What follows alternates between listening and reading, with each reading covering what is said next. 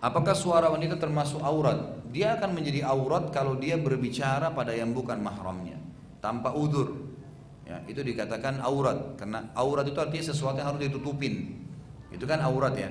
Jadi kapan dia mengucapkan kalimat tersebut pada yang bukan mahram dan tidak ada perlunya, apalagi berkhalwat, itu maka tidak boleh. Tapi bolehkah seorang muslimah di masjid begini bertanya pada ustadz, hadir pengajian? Boleh. Para sahabiat Nabi dulu hadir di masjid bersama Nabi SAW, gitu kan? Bahkan saya jelaskan, banyak saya titik beratkan itu.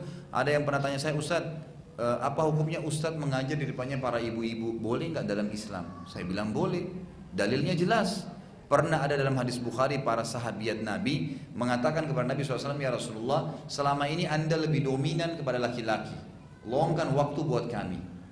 Maka Nabi SAW pun meluangkan waktu buat mereka, khusus untuk para sahabiat. Lalu Nabi SAW berdiri di hadapan mereka dan menyampaikan hukum Allah SWT. Di antaranya hadisnya adalah yang sempat didengar oleh sahabat laki-laki yang duduk di sebelah Nabi SAW tapi menghadap kiblat, yang berkata, ya Nabi SAW bersabda kepada para wanita, kalau seseorang di antara kalian yang meninggal anaknya 3 sebelum balik, dijamin baginya masuk surga. Seorang sahabat berkata, ya Rasulullah kalau 2, kata Nabi SAW, 2 pun sama. Lalu sahabat laki-laki yang meriwayatkan ini mengatakan, saya yakin kalau ada lagi seorang muslim atau wanita yang bertanya 1 ya Rasulullah, maka Rasulullah akan berkata 1 pun bisa membawa masuk ke dalam surga.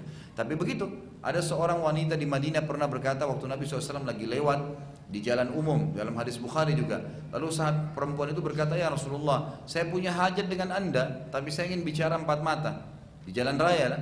Nabi SAW mengatakan baiklah. Nabi SAW menyeberang. Lalu ibu tersebut menyampaikan hajatnya tanpa Nabi SAW menatap wajahnya. Nabi SAW melihat ke jalan, lalu mendengarkan apa yang disampaikan. Setelah selesai, lalu Nabi SAW kembali kepada sahabat-sahabat lalu berjalan di depan umum.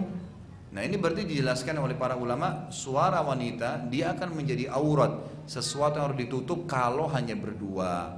Ngomongnya juga hal-hal yang sudah mengundang pada hal syahwat. Tapi kalau ibu lagi di jalan minta tolong, ya, ada tukang parkir yang mau dibayar, kita lagi transaksi di pasar, itu nggak ada masalah, sesuatu yang umum. Ya, bukan berarti perempuan tidak bisa keluarin suara. Kalau dikatakan semuanya aurat, berarti ibu-ibu nggak boleh keluar suaranya sama sekali. Nah, itu. Jadi harus difahami masalah ini.